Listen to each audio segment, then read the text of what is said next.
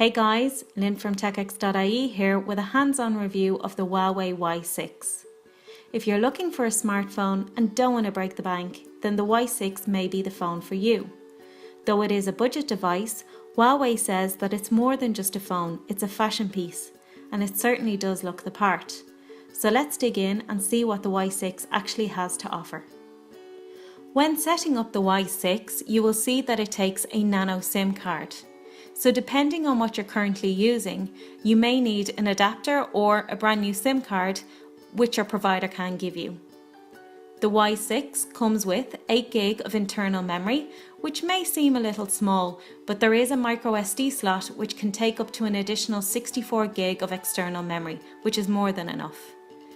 The Y6 comes with a 2200 mAh battery, which is pretty standard among budget devices, and it will last you approximately 11 hours, so you'll definitely get the day out of the Y6, unless you're playing a lot of video or games, which will drain the battery quicker, as you would expect.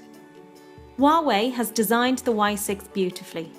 It's sleek and slender, and thanks to that small bezel around the display, it has a very compact frame. Huawei has made the Y6 predominantly out of plastic to cut costs and also weight.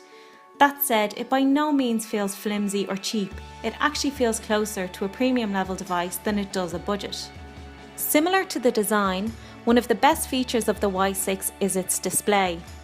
It comes with a 5-inch IPS LCD display that's 294 ppi, and it's also HD, meaning it's very crisp and clear. And those colours, they're so rich and warm. Okay, the blacks aren't the blackest and the white aren't the whitest like you'd see on a more premium level device, but you're not going to even notice that. There's no pixelation, no fuzzy edges around the icons, it's just a beautiful display. And it's very bright, meaning viewing angles are very good. The only time you will notice a problem is in direct sunlight. Onto the camera, and this is where you start to see some of the budget features. The Y6 comes with an 8MP main camera and 2MP front camera, so on both counts it's not very high. However, Huawei has made the main camera HDR to compensate. So, as you can see, if you're taking a picture in good daylight, you can actually produce some very decent images. There's plenty of detail and very little noise. And to showcase this further, I'll do what I usually do, which is take a picture of my dogs. And I would be very happy to use the Y6 camera on a daily basis snapping away to upload to social media. And the colours are very good during the day. There's vibrant oranges and strong reds and clean whites. However, where you will start to see that this is actually a budget camera is when you start to lose the light. The images become grainy, there's plenty of noise, and colours become artificial. So if you're planning on using the Y6 as your main camera, it really won't cut it, as it just doesn't have the hardware to back it up. In low light, even with a flash, the image quality is very poor. Therefore, on a night out, to capture those moments, you really are going to need another camera. Speaking of hardware, the Y6 comes packed with a quad-core Snapdragon 210 processor. And though this isn't the most powerful processor on the market, it has more than enough power to run the Y6. Daily tasks are fast and smooth with no issues at all. However, where you will start to notice some lagging or frame drops is on more complex tasks like Google Earth or graphically intense games. The Y6 comes preloaded with Android version 5.1, which is Lollipop, and there is a planned upgrade to Marshmallow, however the date has not yet been confirmed. On top of this, Huawei has placed its own UI skin, although it doesn't feel too different to other Android devices. There's still the same tiles, multiple page and group options, and also standard shortcuts. It's simple but colourful and easy to use. Huawei has also preloaded some applications and games, although they haven't overdone it, so it's not too bloated and you don't feel overwhelmed. The touchscreen is quite responsive, and overall you get a very user-friendly experience with the Y6. Huawei has placed an integrated sound chamber into the Y6, which it states is meant to enhance its volume.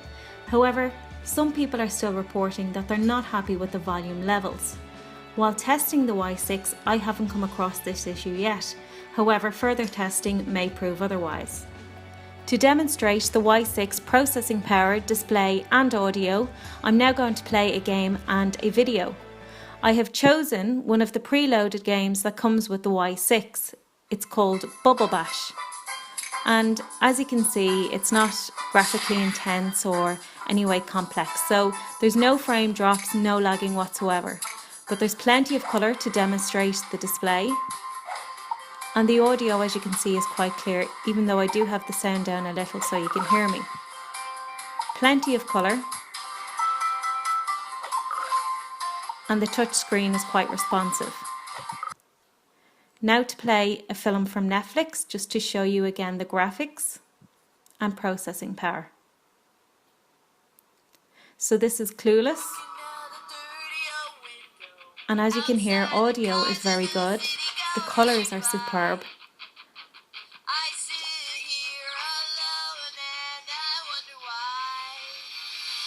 And the graphics are perfect. I would happily watch a film on the Y6.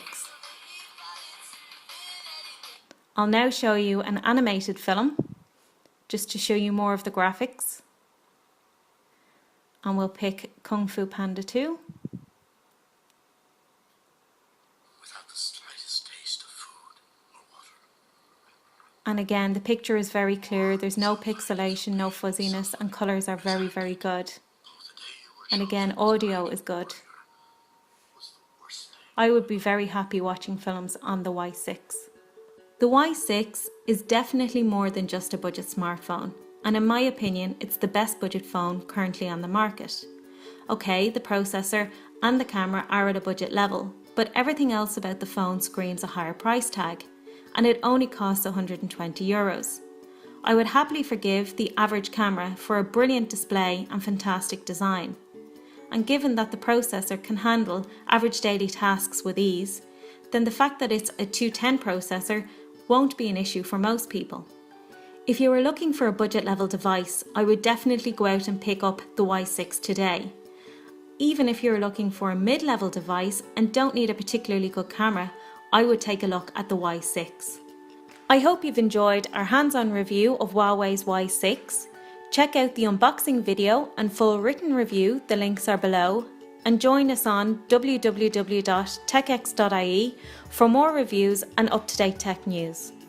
Also, subscribe to our channel by clicking the button below and keep up to date with our latest review videos.